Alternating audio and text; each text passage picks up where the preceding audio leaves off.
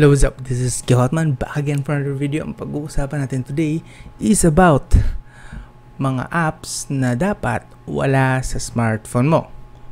Part 2. Okay? Interesado kayo? Let's start.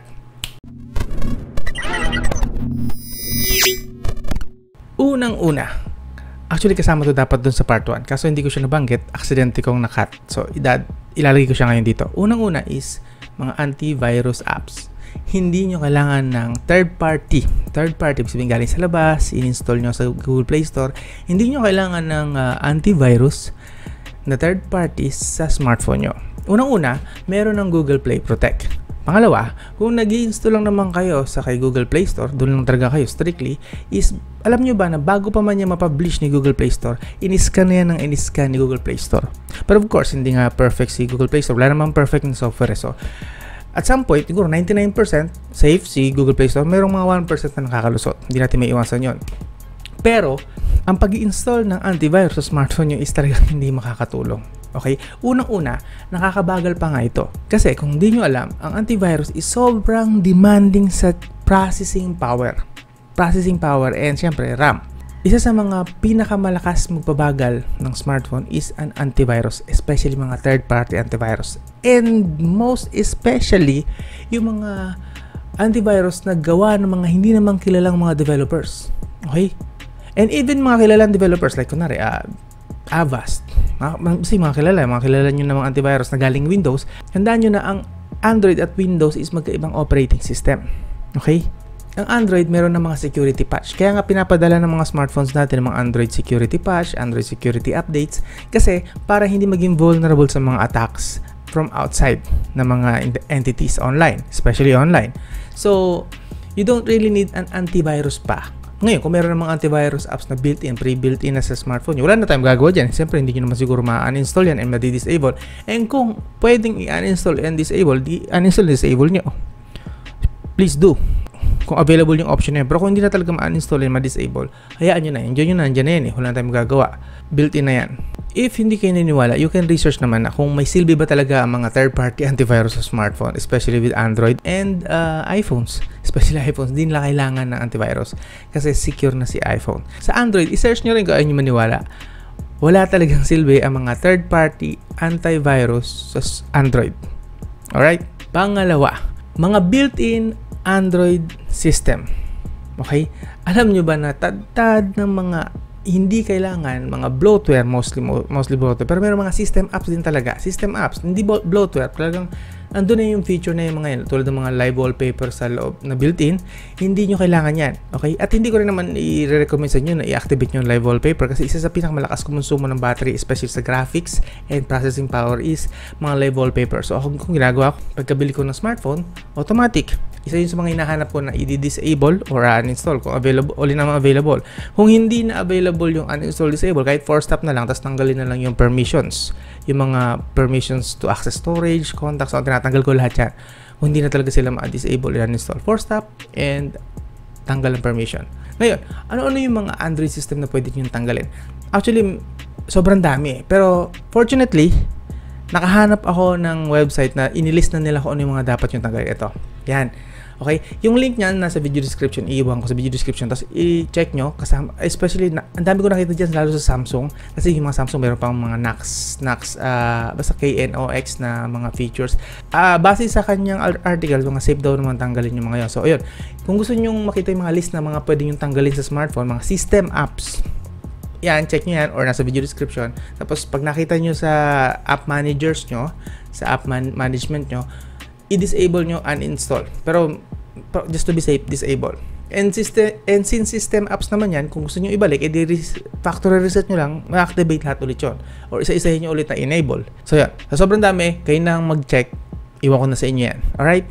Pangatlo, weather apps. Kung di ako nagkakamali, may mga built-in. Alam ko, majority, kundi man lahat. Majority ng mga Android phones, may mga built-in na mga weather apps. Pag tinignan mo yung sa app manager mo, may weather apps doon. I-disable mo yun. Ako din i-disable ko yun. Weather apps yan. Naka-disable sa akin yan. I-disable ko yan. Kasi wala naman silbi sa akin, hindi ko kailangan bantayan ang weather, mayroon namang mga balita-balita. I don't know, sa mga tao siguro na mga importante sa kanila ang weather updates. Siguro huwag nyo i-disable yan, importante sa inyo. Pero for the most of us, hindi naman natin ginagamit yan. And sa mga gumagamit na ng Android noong mga around 2014, 2015, 2016, tutorials ang mga weather apps dati na mga may dalang malware. Kaya isa yan sa mga reason bakit hindi talaga ako nagtitiwala sa mga weather apps, kasi isa sa mga notorious dati ng mga apps na may dalang malware is mga weather apps. And tad din sila ng ads, hindi lang isa dalawang pinapakita ng ads, marami. Another reason kasi bakit kailangan tanggalin niyo na rin mga weather apps o disable niyo yung weather apps is malakas silang gumamit ng GPS, which is laging active yon. And syempre processing power, RAM, and at the same time syempre pag gumagamit siya ng ganung karaming processing power, malakas din siya sa battery. Pang-apat, defragmentation app. Huwag kayong maniniwala na ang defragmentation app sa Google Play Store ay may gamit, may silbi, na di-defrag niya yung mga memories, internal memories ng smartphone natin.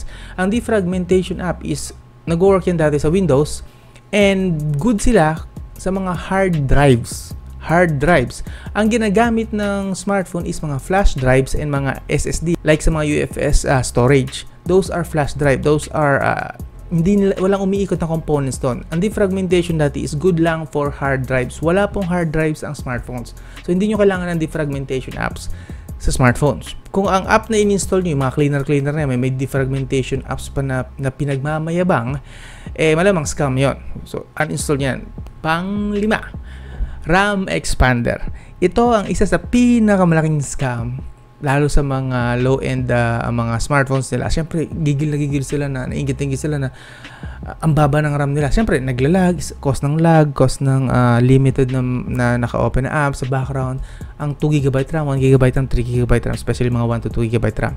Sila yung mga talagang hirap sila na mag-enjoy ng mga demanding apps and games, especially sa games. So naghahanap sila ng mga ways para mapalaki yung RAM nila, and pag nag-research sila, mahahanap nila yung mga RAM expander na tinatawag.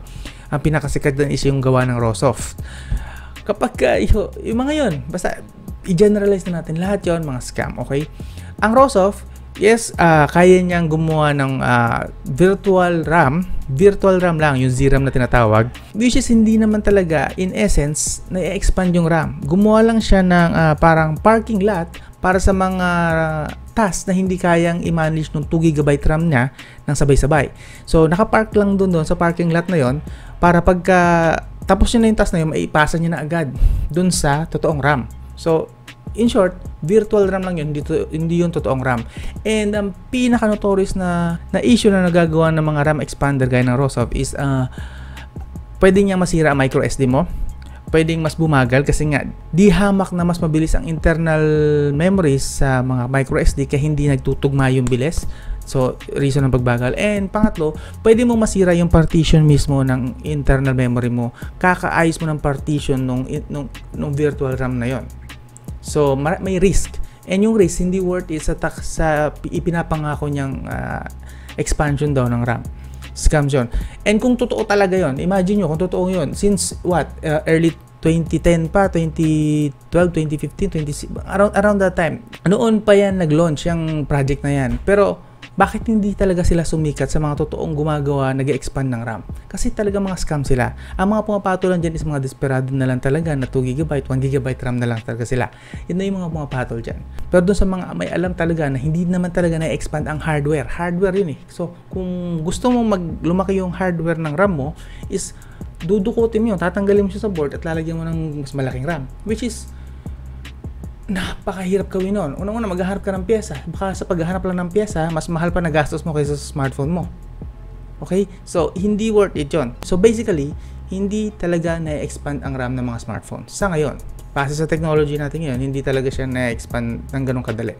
At kung ipipilit mo na i-expand talaga ang RAM mo through hardware, baka nga mas mahal pa ang magastos mo dun sa paghahanap ng RAM, sa pag-export kung saan pagaling na bansa yun, para lang maipalitan mo sa smartphone mo. Di bumili ka na lang ng smartphone na may malaking RAM. Diba? Parang counterproductive yung nangyari. So, wag kayong maniniwala sa mga RAM expander na yan. Pang-anim, media players. So, meron namang mga media players built-in ng mga smartphones natin. Kung di nyo pa alam, imposible hindi nyo alam yun kasi paggagamit nyo, pwede nyo na i-play yung mga videos nyo nakuha ng camera. And pwede na rin kayo mag-play ng mga music. So, basically, meron ng mga built-in na mga media players like video players and music players ang mga smartphones natin. Pero just in case na hindi kayo masaya sa performance ng built-in na media players ng smartphones natin, huwag kayong basta-basta nag-i-install ng mga kung ano mga media player na nangangako na ganito, ganyan, mas maganda to, mas maganda yan. Pero tad-tad naman sila ng ads, like kung mag-show ng ads 8, 10, 20 tuwing nanonood ka. And para katuloy nanonood ng TV, ng national TV na may patalastas every 2 to 3 minutes. Pinaka-the best, ang pinaka-universal naman na ginagamit is either yung VLC. MX Player okay din kasi ang MX Player may support for codec, pero matagal ko nang tinigil yun kasi medyo unstable yung MX Player. Sa experience ko lang naman, ewan ko sa experience ng iba. So ayoko rin ng masyado maraming hassle, so I stuck with VLC Media Player. VLC is universal na yan, kaya niya i-play lahat and may sarili na kasi siyang codec na built-in. Pangalawa, sa music player is isa lang naman ang nire-recommend ko, yung AIMP music player. Walang ads yan, light sa system. Pag yan ang gamit ko, magdamagan na piniplay ko yung music player ko, yung MP3, mga MP3s ko, yung paggising ko, ilan lang nabawas? 5%, 10%. So, maganda siya, mag-optimize sa battery, and basic lang talaga siya na music player. Yan, try nyo na lang, link sa video description.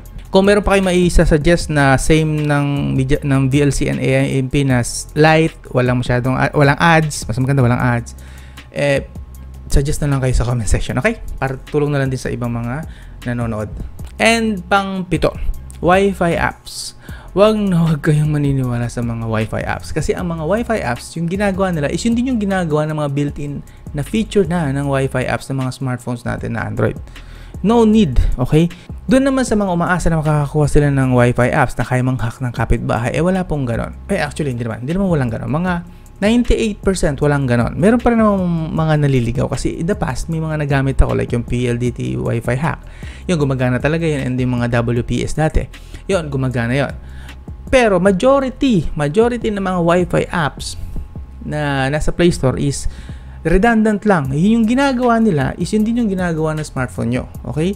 Hindi rin nila na-optimize yung speed ng Wi-Fi mo, connection mo. Kasi siyempre, ibabase lang din naman nila yon sa capacity or kayang gawin ng hardware, yung radio chip na nasa loob ng smartphone mo. So, technically, wala talaga nagagawa yun. And yung mga yon, pang redundant lang, is para lang kumita sa inyo, is mag-show lang din sila ng ads, so on and so forth. And mangungulekta ng data sa atin. So, hanggat maaari, iwasan nyo yung mga majority ng mga Wi-Fi apps. Okay? Yun lang muna sa ngayon. Kung gusto nyo pa, magdadagdag tayo siguro sa mga susunod na video. Masyado na mahaba yung video. Reminder lang, kung ang mga apps na mga binanggit ko is built-in na sa mga smartphones nyo, try nyo hanapin yung uninstall or disable. Kung both na hindi na available yung uninstall and disable, edi kahit i-force stop nyo na lang and tanggalan nyo ng permissions. And kung talagang hindi magawa yung mga pinagsasabi ko, is edi enjoy nyo na lang. Nandiyan na yan, hindi nyo na matatanggal. Okay? So, hanggat may uninstall disable nyo. Kung wala, hayaan nyo na lang, enjoy nyo na lang. And hope na sana nga mag-work sila or may pakinabang sila sa smartphones natin or smartphones nyo. So, yan, kung may maisa-suggest pa kayo, may dadagdag pa kayo sa mga pinagbabanggit ko, feel free to use the comment section.